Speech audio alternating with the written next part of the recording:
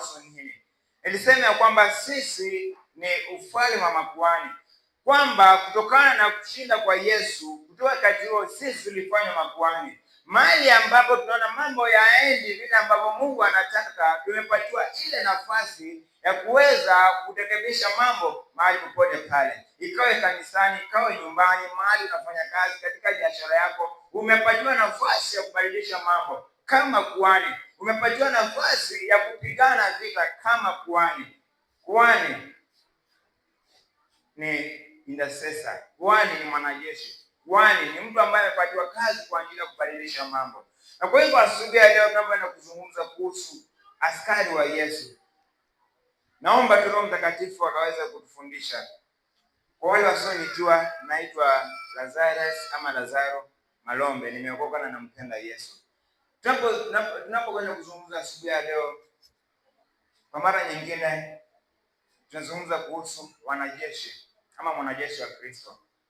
Na ninaanza. Mwanajeshi wa Kristo ni nani? Mwanajeshi wa Kristo ni mimi na wewe. Najua ni neno ambalo tumelisikia kwa mara nyingi. Mwanajeshi wa Kristo si watu fulani ambao wametengwa. Haleluya. Kama vile ambavyo niliwaambia mara ya mwisho, kwamba watu ambao wanaitwa intercessor si watu tu ambao wametengwa.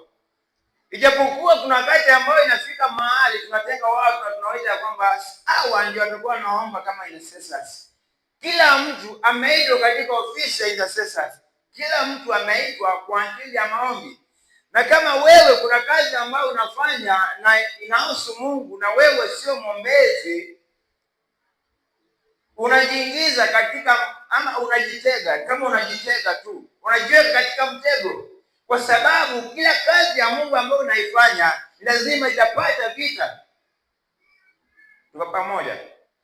Kama kuna kazi yoyote ya Mungu ambayo inaifanya mahali popote pale, kila kitu ambacho tunakifanya, Biblia inasema kwamba ukafanya kila kitu kama unamfanyia Mungu. Kama wewe ni mwokovu, kila jambo lolote ambalo unalifanya linahusiana na kazi yako na Mungu kama mwokovu. Na kwa hivyo wakati ambao tunaambia kwamba ukafanya kila kitu na kama unamfanyia Mungu, ni dhahiri kwamba shetani ataangalia kila ambacho tunakifanya. Kama kweli kinanenda kulingana na mapenzi ya Mungu, ama unapokifanya kinaneza ama kinasongeza ufalme mbele, lazima kitapata vita. Na kama wewe sio mwombezi, kama wewe sio mpiganaji wa vita, unajitega katika mtego. Wakati ambapo tuliokoka, tumefundishwa mara nyingi kwamba tuliingia katika vita. Na kama wewe hujajikubali kwamba uliingia katika vita, you are just ignorant of the obvious. You are ignorant of the obvious, ya kwamba wewe ni mwanajeshi na wewe unafaa kupambana usiku na mchana. Kila siku tunajipata katika mambo ambayo mengine lazima tuyapatae. Mengine lazima tujiweke kama tusimame imara ndipo tuweze kukataa. Haleluya. Na kwa hivyo wakati ambao tunajipata katika vita na tuko tayari, tutawekwa chini. Biblia inasema ya kwamba in the time of battle, kama wakati wa vita, wakati ambao unaanguka, your strength is small, ama nguvu yako ni kidogo. Wakati ambapo unaanguka, ni vipi tutapata nguvu wakati ambao vile vinainuka, vingine ambavyo hatuweza ama hatukuwa kusudia katika maisha yetu kwa tutasimama? Ni wakati ambao tunajiweka katika utayari. Na huu utayari tunajiweka namna gani? Nataka tukazungumze siku ya leo. Biblia inasema kwamba katika kitabu cha Revelation chapter 12 verse 7 to 9, wakati ambapo shetani alianzia vita mbinguni, akaachiliwa huku duniani, akakuja kupambana na mwanadamu, kuja kupambana na sisi. Kwa sababu kitu kimoja ambacho alikuwa anakataa ni kuona mwanadamu ambaye alikuwa anaumbwa na mfano wa Mungu, ambao katika kila ambacho aliona kikitengenezwa ni kitu ambacho kilikuwa na nguvu kumshinda. Shetani juu mbinguni alikuwa ni mtu ambaye alikuwa na mamlaka ya juu. Alikuwa cherub. Tumesikia kuhusu cherubim seraphims. Shetani alikuwa katika nafasi ya juu sana mbinguni, alikuwa kama cherub. Shetani hata alikuwa na nafasi ya juu hata kumshinda Michael, alikuwa na nguvu sana. Lakini wakati ambao yeye mwenyewe aliinuka na kuona, ama wakati ambapo aliona mwanadamu anatengenezwa na kuona vitu ambavyo vinatengenezwa, akainua vita, akaanza kuleta opposition na vita vikainuka. Pale ndio vita vilianza. Na wakati ambao vita vilitoka mbinguni vikakuja duniani, tukajipata katika vita. Na kila wakati mtoto anazaliwa ama kila mtu anazaliwa, unaingia katika vita automatically. Unajipata katika vita. Nataka nikwambia kwamba vita vingine ambavyo tumejipata kati yake sio vita ambavyo sisi wenyewe tulianzisha. Kama vile tu ambavyo nimekuambia kwamba vita viko na uwezo kukimbia vita, ni lazima upambane. Mwanajeshi wanasema kwamba no retreat, no surrender. Na kwa hivyo wakati ambao you retreat or you surrender, you have gone against it. Even though there are moments unajipata ya kwamba wakati ambao una grow unajipata kuna kitu ambayo inaitwa discernment. Wakati ambao una grow in discernment, you know the way to fight, the battles to fight and how to fight, which battles to fight and how to fight. Vita gani tukapigana na vita gani tukaachana navyo. Na kwa hivyo kama mwanajeshi, wakati ambao unakuwa na hekima ya kujua ni vipi nitapigana vita hivi. Je, nitajiona na hivi vitu vipite ama mimi nitapambana mpaka mwisho? Nimeenda mbali. Vita wakati ambapo vilikuja duniani, nimekwambia kwamba kila mtoto anazaliwa katika vita unconsciously. Ni vipi mdogo kama Musa anazaliwa kama mtoto mdogo na anajipata katika vita? Yesu anazaliwa anajipata katika vita. Watoto wanaolia kwa sababu yake mwenye anazaliwa. Hakuwa anajua. Yeye mwenyewe in his consciousness hakuwa anajua kama kuna vita ambavyo vimeanza. Lakini vita vilianza kwa sababu yake, kwa sababu amezaliwa. Mtu ambaye amezaliwa kama Mwokozi akajipata katika vita. Na vita hivyo ikasemekana ya kwamba wakauliwe kwanza miaka 2 kwenda chini, ili tu isikosekana yule ambaye amezaliwa kwa ajili ya wokovu akauliwe pale. Hivyo ndo nataka nikuonyesha kwamba shetani akora minyo. Yes, ama anapopanga mipango yake, anapanga akiwa amemaliza kila kitu. Wakati ambapo anafanya kitu anamaliza kabisa. Because kama amefanya jambo anesho amemaliza, hajarudia pale mara ya pili. Kwa sababu Biblia inatuambia kwamba his time is limited. Hallelujah. His time ama nafasi yake ni machache. Because anapambana na wakati ambapo anaanza, yeye mwanzo anajipanga. Na sisi kama wokovu, wakati ambapo kuna kitu ambapo lazima mwanzo kazi ujipange. Bila sema ni mtu gani yule ambaye kabla ya kuanza mjengo akae chini kwanza akapanga kila kitu. Ni nini ambacho ninataka? Ni pesa ngapi ninataka? Mabati mangapi ninataka? Unakaa chini unapanga nini ambacho unataka. Na kwa hivyo shetani is very tactical. Anakaa chini kwanza anapanga. Wakati ambapo anasema kwamba nipoza tusikose yule mtoto, tukaue kwanza miaka 2 mpaka chini, kwa sababu Mungu ndiye pekee yake anajua kila kitu. Wakati ambapo unasema kwamba shetani anajua kila kitu, unadanganya. Wakati unasema kwamba huwezi kumdanganya Mungu, huwezi kumdanganya shetani, hapo unadanganya. Shetani hajui kila kitu. Angekuwa anajua angesema wao watoto kuanzia miaka 2 kwenda chini. Wakati kama angekuwa anajua kila kitu, angemuuliza Hawa mliambiwa nini? Angekuwa anajua tayari.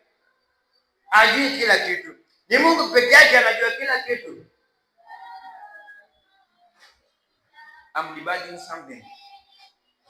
Shetani hajui kila kitu. Kuna vitu vingine ambavyo hajui.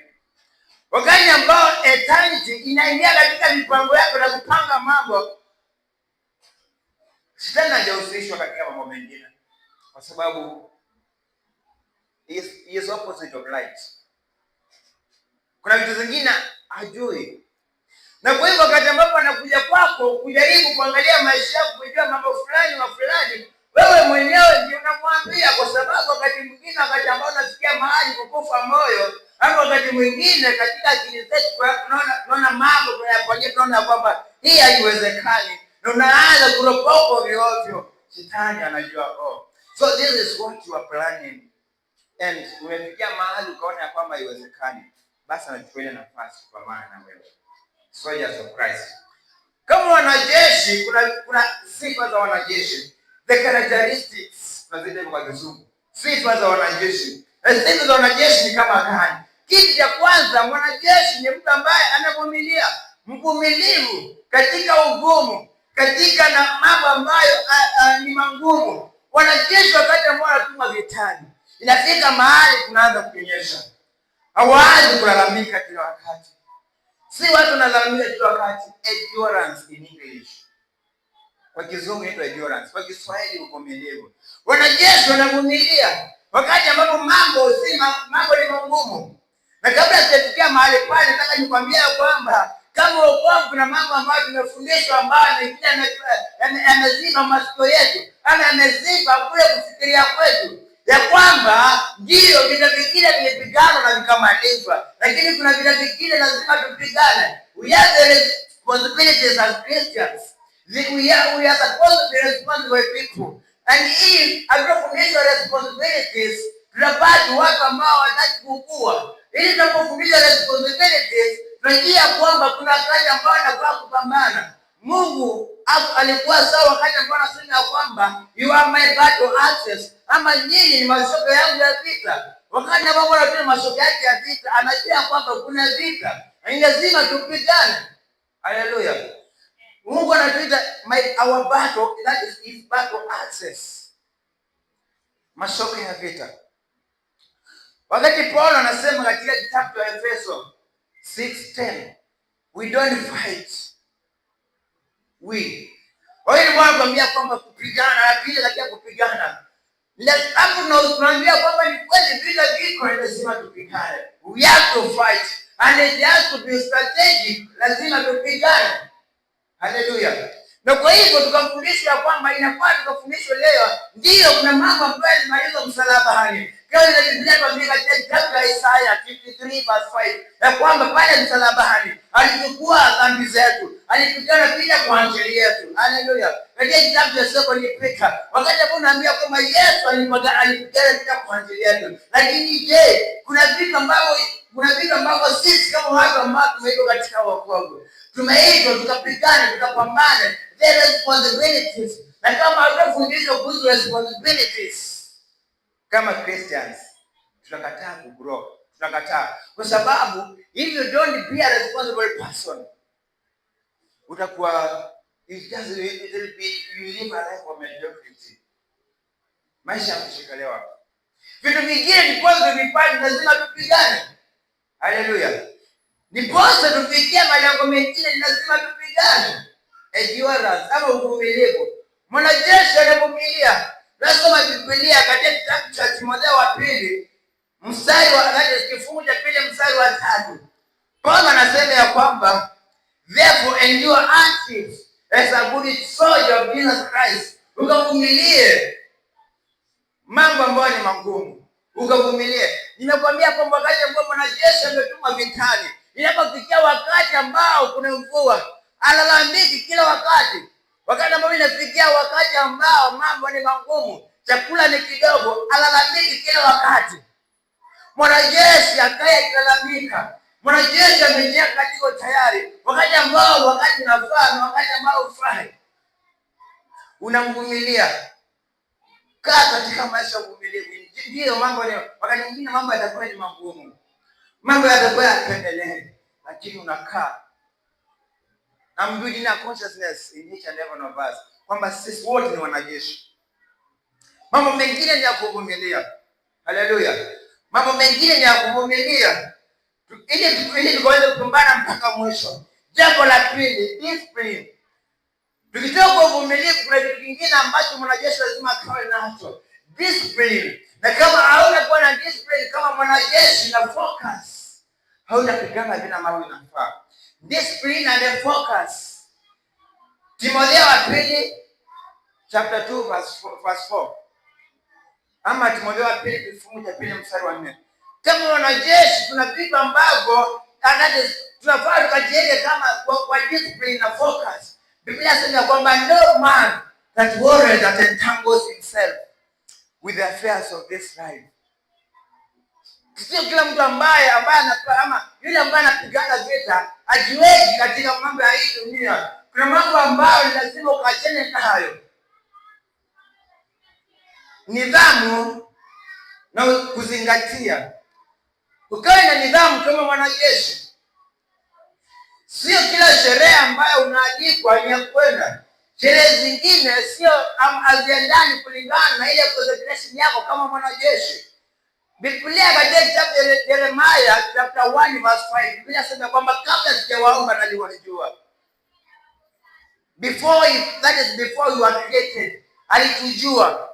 Kabla hatujazaliwa alitutega ama alituchagua. Je, ile consecration ama ordainment yetu kwenda kazi ambayo Mungu alituordain haiendani na kila kitu katika dunia, haiendani na mambo yote ambayo yanafanyika katika dunia. Discipline na focus, unakuwa focus. Paulo anasema katika kitabu cha Wakorintho wa kwanza kifungu cha 9 mstari wa 26, mimi sipigane kama mtu ambaye anapigana na upepo. Sio kama boxer ambaye anapigana na upepo. I am focused kwamba jambo ambalo nimelitilia mkazo mpaka nikabesha nimelikamilisha. Mwanajeshi ni mtu ambaye anazingatia, unakuwa na nidhamu, discipline. Unakuwa na discipline ya kwamba sio kila kitu unafaa kujihusisha kwa katika dunia. Ndio kila mambo mengine ni mazuri, lakini sio mambo yote mazuri ambayo yanafaa kwako. Ndio mambo mengine yanapendeza, ni matamu, lakini sio kila kitu kinafaa kwako kama mwanajeshi. Wewe ni mwanajeshi. Kama huko unajua hilo, asubuhi leo naomba ukajua hilo. Kama wewe ni mwanajeshi. Sasa kila kitu ambacho unaona kinafurahisha katika hii dunia kinafaa. Sio kila kitu ambacho ni kizuri kinafaa kwako. Wakati ambao una grow, unajua mambo kama hayo. Jambo la 3, courage. Jambo la kwanza nimekwambia hardship ama uvumilivu, endurance, kuvumilia. Jambo la pili nakwambia mwanajeshi have discipline and focus. Jambo la 3, courage. Courage kwa Kiswahili ni ujasiri. Ukakae katika ujasiri. Wakati ambapo Mungu alikuwa anamwita Yoshua, alimwambia ya kwamba ukawe jasiri. Joshua chapter 1 verse 7 akamwambia kuwa jasiri. Joshua chapter 1 verse 9 akamwambia kwamba sijai nimekuambia I not commanded you be of good courage. Wakati ambao alienda tena kwa wale watu ambao ametumwa kwao, nao akamwambia kuwa jasiri. Joshua chapter 1 verse 18. Alivyo katika ujasiri, aliambiwa kuwa na ujasiri kama mwanajeshi. Kwa hivyo kama mwanajeshi lazima tukae na ujasiri. Wakati ambao Daudi alikuwa anaenda kupigana na Goliath, ilikuwa ni jitu la miraba 8. Wakati ambao tulikuwa tunaandika insha, tulikuwa tunasema kwamba nikapatana na jitu la miraba 8. Goliath nafikiri alikuwa jitu kama hilo ambalo tulikuwa tunaandika insha. Jitu la miraba 8. Na kuna huyu jamaa mdogo, kijana mdogo, miaka 10 na anapata na jitu kubwa. Ni nini ambacho tunamsukumia kwenda kupambana na ile jitu? Courage. Kuwa na ujasiri. Mara nyingi wakati ambao tunafundisha kama pastor, wakati ambao tunafundisha mahali hapa, sio kila kitu wakati ambao unajipata katika mambo magumu na nyea. Usinywe wakati ambao unajipata katika mambo magumu. Kuwa na ujasiri. Ndio mambo mengine yanadhani kama yanakumaliza, lakini kuwa na ujasiri. Kuwa na ujasiri wakati ambao unaona mambo mengine ambayo wewe mwenyewe unaona kama hauyawezi. Jiweke ujasiri. Kuna kitu ningetamani sana kukufundisha, lakini sijui utaelewa namna gani. There is something called the power of subconscious mind. We have the conscious mind and subconscious mind, ama akili yetu. Kuna wakati ambao nitaeleza tu kwa Kizungu, kwa Kiswahili sijui nitaeleza vipi. There is conscious mind and subconscious mind. Our conscious mind ni akili yetu ambayo inanena kila wakati kama saa hii. Wakati ambao ninatumia my conscious mind, ama akili yangu ambayo kwa sasa hivi naitumia, akili yake imejigawanya. There is that mind in us that is called the subconscious mind. Wakati ambao tunaongea na akili, tunaongea the subconscious mind ina record kila ambacho the conscious mind is speaking. Na wakati ambao subconscious mind ina record kila ambacho tunaongea, ina conscious mind inaiweka kama record. Na kila ambacho hatujui kwamba our subconscious mind is in operation 24/7. Psychologists wanasemanga ya kwamba our subconscious mind huwa ina command ama ina rule the 95% of our discipline. Why? Because inachukua kile ambacho our conscious mind inaongea na iweka katika storage.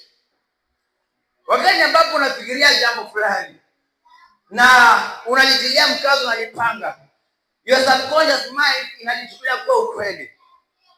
That is just our subconscious mind is our friend, ambaye anakuangalianga kitu ambacho tumepanga, anakuamini kwa kila kitu, anakiweka katika record. Kwa kitu ambacho lako ulikuwa unakitaka sana, unakifikiria, unakipanga sana. Nimekwambia kwamba our subconscious mind operates 24/7. Hadi wakati ambapo umelala, the subconscious mind is still in operation. Kuna ndoto zingine ambazo wakati ambapo tunaota zinaletwa na our subconscious mind.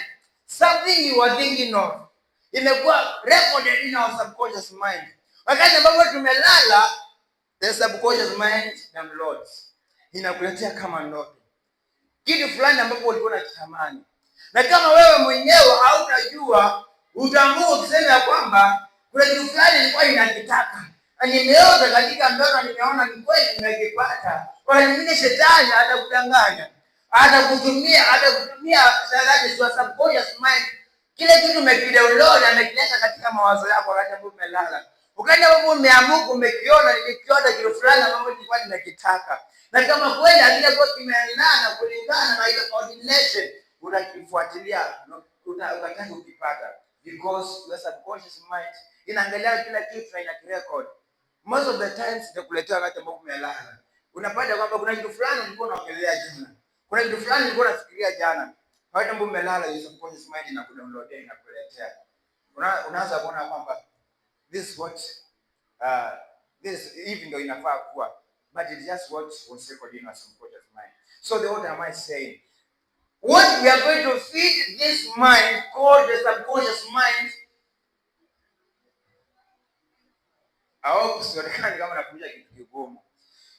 Kile ambacho tunafundisha ama kile ambacho tunaweka katika our subconscious mind, it is what kile ambacho tunafundisha katika maisha yetu. Na inasema nini? Inasema hivi, tukajifundishe kuongea mambo ambayo yanafaa. Tukajifundishe kuongea kwamba sisi, tukajifundisha kuweka ujasiri katika our conscious mind. Tukajifundishe kuonyesha our conscious mind kama inawezekana.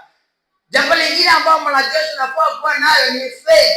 This is undisputable. Ukawe na imani ya kwamba watu watakapojipata katika vita, utapigana na utaweza. Kwenda kwamba kila kitu utashinda. Na ni nini ambacho ninasema? Ninasema ya kwamba wakati ambao unafundisha conscious mind that it is possible with Jesus. Malaika akamwambia Mary, ndio haiwezekani kwa mwanadamu, lakini kwa Mungu inawezekana. Hallelujah. Na kwa hivyo teach your subconscious mind to see possibilities where there are impossibilities. Every time, the moment you speak negativity, then let me tell you something. When you try to think of things, wakati ambapo wewe mwenyewe unajiweka katika habits huwa zinaendelea. Habits ambazo unaanza huwa zinaenda zikifungua. Those things are going to live there for generations. Na ni kwa nini bado zinaenda generational? Because there are people who have refused to fight them. There are people who have refused to finish them. Kuna watu ambao hawajitolea kuzimaliza. Na kwa hivyo kila wakati kizazi kinakuja, kinajipata katika mambo yale. Sisi tukajiweke katika Kristo. We be loyal to Christ. Where are we going to be loyal to Christ? Because there are battles that Christ already won. And if we are going to be loyal to Christ, we will realize the battles that Christ already won in our lives. There are many battles that Christ won. And if we are only going to be taught that, we are not going to be responsible as Christians. There are battles that Christ already won. Now, if we are going to grow, we are going to realize that there are battles that Christ won, and there are battles that we are supposed to fight as intercessors, as people who are supposed to be responsible day and night. There are things that happen, and they have become occasional. That is, they happen occasionally, and they have become, it's like, we call them culture. Some of them, tumezea kama culture. This is just what happens. And we have grown into them. And we have accepted them as they are. What kind of battles are we fighting? Ama ni vita gani ambavyo tunapigana kama Wakristo? Number one, the battle to resist the devil. The battle to resist the devil. The Bible says in the book of James, Sama Yakobo, chapter 4, verse 7, resist the devil and he will flee from you. There are sometimes it becomes a battle. There are moments you are cornered as a Christian. And the way people are going to bring things to you, and the reason with you about some situations, unaona ya kwamba hii kitu ni kweli, hata kama nimeokoka, hii kitu ni kama ni kweli. Vile ambavyo mtu anakufundisha mambo fulani, anakwambia kwamba hapo usipotoa hongo hautaweza. Hapa wewe mwenyewe usiponyenyekea, hata kama watu ni wakubwa, hautaweza. And therefore, if you are not going to fight the battle of resisting the devil, then you are not going to grow. Then you are going to be put down. Hallelujah. I have told you there are battles that we must fight. And I'm telling you this today, that one of those battles, the battle to resist the devil. Kuna kijana mmoja ambaye alikuwa anaitwa Yusufu. Ilifikia mahali ambapo ilibidi akimbie. Hata kama yeye mwenyewe alikuwa ni mdogo, mahali ambapo alikuwa ameajiriwa, alipata kwamba huyu ambaye anamwambia kwamba alale na yeye ni mkubwa wake, binti ya Potifa. Akapata kwamba huyu ama akaipata katika mahali ambapo alikuwa ameshikwa mateka, na kitu ambacho alifanya ni kwamba aliamua akakimbia. Hata kama mambo pale mbeleni hayakwenda, ama mambo pale mbele alimfinyilia, lakini kuna kitu kimoja ambacho alifanya, he fled, ama alikimbia. He resisted from what the devil brought. Na nimekwambia kwamba wakati mwingine people will come and reason with you as a Christian. Na nimekwambia kwamba we have been brought into a certain kind of ordination. Mungu anasema kwamba before you are born I knew you. That is before creating your mother's womb I knew you. Before you are born I already ordained you. You have already been ordained. Ama umechaguliwa kwa kitu fulani. Na kama umechaguliwa katika kitu fulani, kuna mambo ambayo hiyo kitu ama hilo ofisi wewe mwenyewe umechaguliwa, kuna mambo ambayo haitataka ukayafanya. Na kwa hivyo nimekwambia kwamba there are battles that you fight to resist the devil. Devil will bring temptations. The thing that the devil will bring, inakuwa ni temptation. Na watu wale ambao una reason katika akili zako, unaona kwamba hivi ni kama ni ukweli. Vile ambavyo ninaambiwa ni kama ni ukweli. But it is not the right, because the ordination that you have been created into does not go in line with whatever is happening at that moment of time. Hallelujah. Sometimes you have been pushed to the wall, and what we can do is resist. There are 3 boys who found themselves in such kind of situation. Wanaambia kwamba bow, but these people knew something. This man, even though he is the king of the world at the moment, even though he is the leader, he is not final. Wakati ambao nasoma story ya Meshach, Shadrach na Abednego, kuna kitu fulani ambacho wewe kinanifundisha katika akili yangu. Hata kama Biblia inaweza these boys, these are not boys. In my mind, I have read their name. These are not boys. These were the kingdom ambassadors. They were ambassadors in Babylon. Because at the moment, when everybody was bowing, most of the people who were there, some of them were slaves. People who had already been brought from Israel. Wameshikwa mateka wameletwa pale. Lakini imepatikana vijana watatu ambao wamesema, mfalme, sisi, we don't be careful to answer you in these things. We are not going to bow. Even if God is not going to save us, we will not bow to your gods. And they did not bow. What did they do? They resisted. They opposed the king Nebuchadnezzar. And they found themselves in a situation whereby it was between life and death. It was not between life and death. It was death officially. Because walikuwa natubu katika tanuru ya moto. Na wakatubu katika tanuru ya moto. And when they resisted, what happened? God came for them. The moment that you resist the devil and flee from him, one thing you have to know is that God will come for you. Somebody said this. I've learned about something. Everybody that says, if I die, they never die. Because when you say, if I die, then your hope is in God. God comes into the matter. Hallelujah. Mungu anaingilia jambo lako. Ukitembea unajitolea katika kazi ambayo umejitolea, na shetani amekupush kwa ukuta. Unasema ya kwamba nimejitolea. Kama ni kufa ni kufe. Inasimamia kitu ukweli. Kama ni kufa ni kufe. Hautakufa. You don't end up dying. There is a man of God I was reasoning with at some time. And he was telling me this. Alikuwa ananiambia kwamba alikuwa ni pastor. Ajua pastor alikuwa ni mwalimu. Na kila asubuhi alikuwa anaenda kazini. Akienda kazini, pikipiki yake ilikuwa na mashida. Na askari walikuwa wanamsumbua barabarani. Kila asubuhi wanamsumbua barabarani. Wanataka hongo kwa sababu pikipiki yake ilikuwa na mashida. Ikifika pale wanamsimamisha. Alikuwa anakataa kutoa hongo. Kila siku ni kwa sababu alikuwa anataka hawa watu. Alijitoa kwa sababu alikuwa anawataka. Na wewe kama mtu ambaye umeitwa, Biblia inakuita bold servant of Christ. Na kama wewe ni bold servant of Christ, it means that if Christ is what Christ came for, then you as a bold servant of Christ, in the same manner, do what Christ came to do. Labor to bring those people into Christ. Labor in any way possible. Fight in any way possible. You can make sure wale watu wamefunguka. Pray for those people. Pray for the people who have been made slavery. Ama ambao wamefanya prisoners of the world. Watu wakafunguliwe. And therefore I told you, one of the battles, the battle for souls. Nikuambia watu wakokoke. The first battle I've told you, the battle to resist the devil. The second battle ya watu wakafunguliwe. Carry the burden of God. Now one of the things that God is looking for ni watu ambao wanaombea watu. Watu ambao wanaombea watu wakafunguliwe. Si kila wakati ambao unakuja katika mahali pa kuomba ni wewe na mashida zako peke yake. Ombea watu wengine. Watu wakafunguliwa ambao wameshikwa mateka. Watu wakafunguliwa ambao wameshikwa mateka na anga. Wakawekwe huru. Na kama wewe utaomba yale mambo yote Mungu anataka, Mungu ataona shida zako na anakufungua. Number 3, the battle to win against sin, that is the sin of flesh and ungodliness.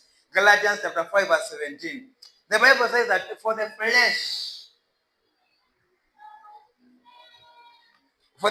lusts against the spirit, and the spirit against the flesh. Siku nyingine tulifundishwa hapa na Pastor Wina. Akatuambia kwamba the flesh is always fighting with the spirit. They are fighting. And what wins between the two is what commands the soul. Your soul is looking up to the flesh and the spirit. Roho yako na mwili. Ukiacha mwili wako ushinde. That is what will rule your soul. If you let your spirit to win, that is what will rule your soul. Maisha yako. Wewe mwenyewe katika maisha yako. You. Karo is not just you. Sarah is not just you. It is that part, it is the soul. And the soul, it is what? Your soul. The person which is you. The soul, that is your soul. It is what ni kile ambacho kimeingia katika upande wa roho ama upande wa mwili. Kama mwili umeshinda, wewe utatawaliwa na mwili. Kama ni roho imeshinda, utatawaliwa na roho. The spirit and the flesh are always fighting. And what is going to win between the two? It is what will command your soul. It is what will command Carol. It is what will command Sarah. It is what will command Moses. It is what will command David. If it is going to win, kila ambacho kinashinda is what is going to command your soul. And if you are going to sell your soul, kama utauza roho yako katika flesh, you are already failing. Let your spirit win. And this is a battle we fight to make sure that we stay in godliness. Nakaa katika uungu. Ukaa katika uungu ni kukaa katika njia ambazo zinafaa, njia ambazo si za uongo. Haleluya. Tukakae katika uongo, tukakae katika ushindi wa roho. Do not let the flesh win. Do not let the flesh win. The temptations of the flesh. Hivi ukiacha mwili ukashinde wakati ambapo unataka kuomba, na mwili unakusukumia usiombe, ama mwili unakuletea uvivu, mwili unakuletea kuchoka, wakati ambapo unaacha mwili ushinde, umeanguka. We fail many times, and in those many times we have to rise again and let the spirit win. We many of the times that the flesh always tempts us. Don't let the flesh win. Number 4, the stronghold of mind. The stronghold of mind and the culture. Siku nyingine tulifundishwa hapa na Brother John, the battle of the mind. Na nimekufundisha kuhusu the conscious and subconscious mind. Nimekuambia kwamba subconscious mind, the lower part of your mind, inakuwa iwe imerekodi kila part of your conscious mind is speaking. If your conscious mind is speaking, this is a reality according to psychologists.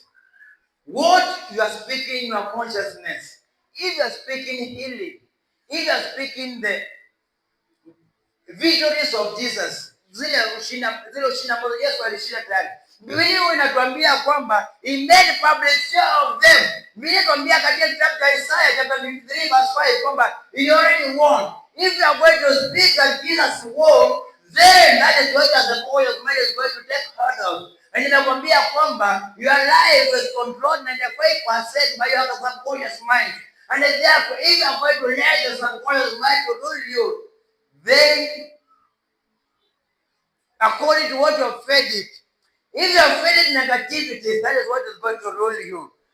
If whatever you have fed, ama kila ambacho umejia katika akili yako, that is the mind that is going to rule you.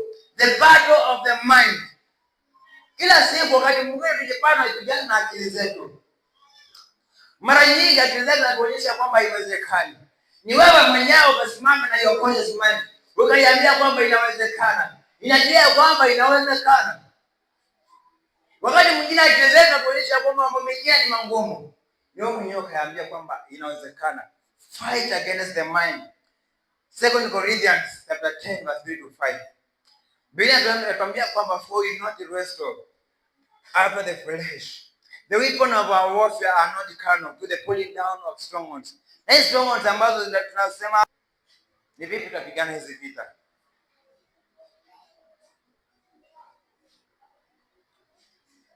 One of the ways that we are called to fight these battles, kama vile ambavyo tumefundishwa in the book of Ephesians chapter 6 verse 10. About the weapons that you are taught there. One of the weapons that you have been taught to that is to use is righteousness. Ama utakatifu. Yesu akasimama na akasema ya kwamba in the book of John chapter 12 verse 31.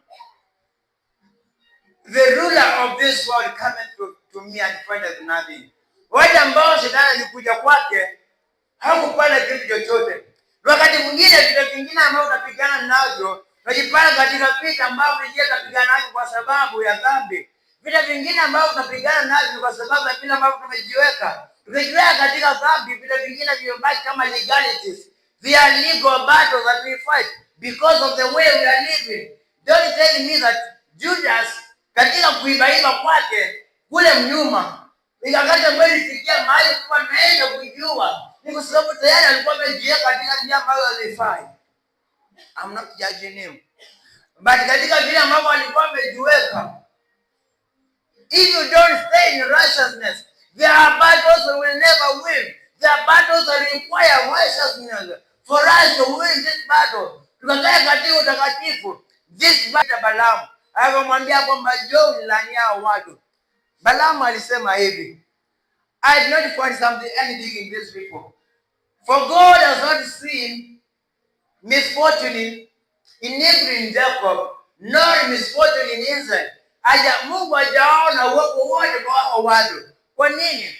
Wakati ambao Mungu alikuja, ama wakati ambao hao watu walianza kuuliwa, waliuliwa kauliweka kufikia mahali, ilifikia mahali kwa wale watu ambao wafai kuvuka, tayari wameuliwa wote. Ikafikia ni watoto tu ambao au wamezaliwa njiani.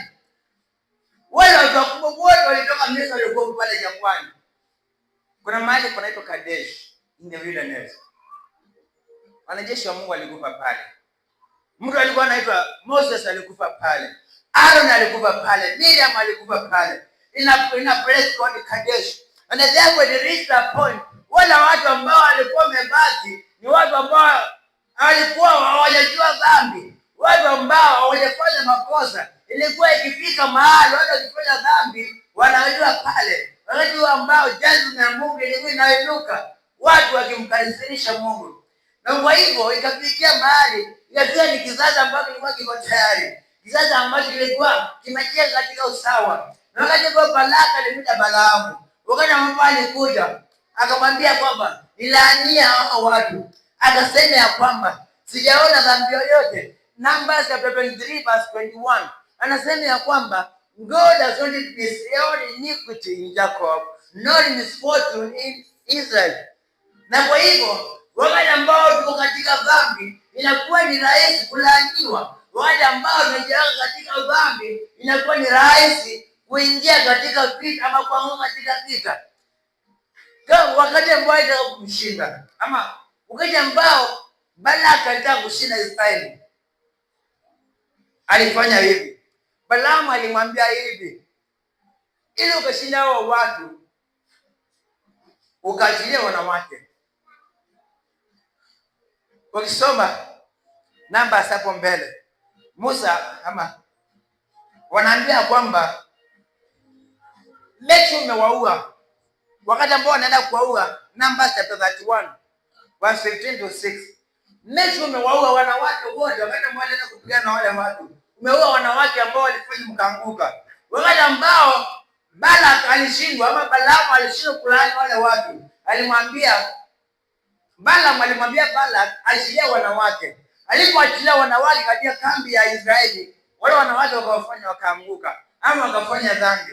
Wakati ambao walifanya dhambi, jazba ya Mungu ikamjia wale watu. Ilipowaangukia Mungu akaua wale watu. Wale watu angelaanika. Balaam alishindwa kuwalaani kwa sababu walikuwa wamejiweka katika utakatifu. Mungu wakati ambao Yoshua wakati ambao Mungu aliongea na Musa, alimwambia kila mambo atapanga wale watu. Kila taifa vile mambo ataipanga. Akawapanga ndio makundi ya mataifa matatu. Vile ambavyo aliwapanga ilikuwa ni kulingana na mapenzi ya Mungu. Na ilipofikia mahali Balaam anakuja kwa laani. Akiangalia anaona tu utakatifu wa Mungu. Anaona ukuu wa Mungu vile ambavyo watu wamepangwa. Na kwa hivyo alijaribu kwa laani kashindikana kabisa.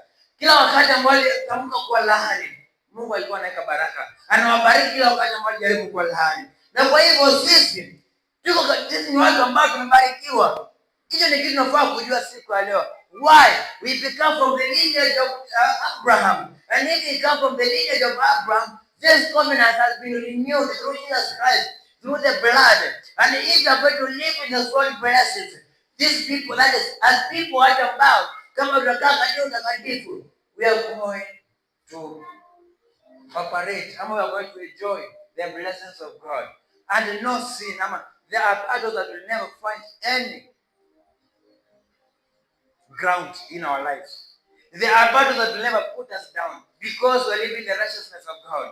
Let's pursue righteousness. Biblia inasema pursue righteousness, for there is no another way that you will see God. Pursue righteousness. Tukatafungana sana kukaa katika utakatifu. Vitu zingine ambazo nafanya tukaanguka hata hazina maana. Unakuja na pale kwamba kitu kingine ambacho kimefanya uanguke, baadaye unakuja unaona kwamba what is this? Nonsense. ni njaa. Vitu vingine hata make sense. Number 2, faith, imani. Imani yetu isipungue. Tukajenge imani yetu. Ili tukashinda vita lazima tukae na imani. This is non-negotiable. Lazima tukakae katika imani wakati ambao tunaenda katika vita. Devil uses fear. Na ninakwambia kwamba the opposite of fear is faith. Ama the opposite of faith is fear. For us to operate, ama to win some of these battles. For us to win the battles, all the battles, we need faith. Unahitaji imani. Lazima tukakuwe na imani ya kwamba ndipo tukashinda hizo vita. Biblia inasema kwamba the devil anakuja roaring like a lion. He is not a lion. He is roaring like sio simba. Anakuja kama simba. Na kwa hivyo ili tumshinde, na sisi tukakuwe na imani ya kwamba hatuwezi kamwe. Number 3, grace and strength. Wakati mwingine nilipata katika vita. There is a time I was going through battles. And it was kila mmoja nilifundishwa ni kwamba there is some time when these battles come. Know how to fight these battles. Nilizungumza na pastor wakati mwingine nilipomweleza kuhusu jambo hilo. Akaniambia kwamba there are times you require grace. And that is what I'm teaching us today. I was taught by pastor. And he told me there are some times that you require grace to endure these battles. Hallelujah. And there are battles that you require strength to fight. There are battles. Kuna vita ambavyo unahitaji uvumilivu. Au uvumilivu utapewa na nini? Neema ya Mungu. Kuna vita ambavyo unahitaji neema ndipo uweze kushinda. Ukavumilia na ukashinde. Kuna vita ambavyo lazima ukapigane. You need the strength to fight. Pray for strength. Increase the strength in you in fighting. The Bible says, the book of Psalms, they go from strength to strength. It does not just happen. Only them that appear before God in Zion. Number 4, discernment. We have to grow in discernment. Tukajua ni vita gani za kupigana na ni vita gani za kuvumilia. Wakati mwingine wakati ambao unajipata ama wakati mwingine wakati vita zinakuja katika maisha yetu. Ni tukajua kuna vita si za kupigana na vita vingine vya kuwachanganywa. Kuna watu wanasema ya kwamba mtu mbaya anaenda mbali, you don't to stop to quarrel with barking dogs. Au simani ukashindana na mtu ambao anabweka because of where you are going. And therefore, sisi tukajua kwamba kuna vita zingine tukaachana nazo. Na kuna vita vya kupambana nazo. Tukapigana mpaka mwisho. Because if we are going to win, then we are going to rule. Discernment. We grow in discernment. Discernment ndio inakwambianga ya kwamba usipande gari. Ile safari ulikuwa unataka kwenda leo usiende. Hiyo gari ulikuwa unataka kwenda usinyang'anie hata kama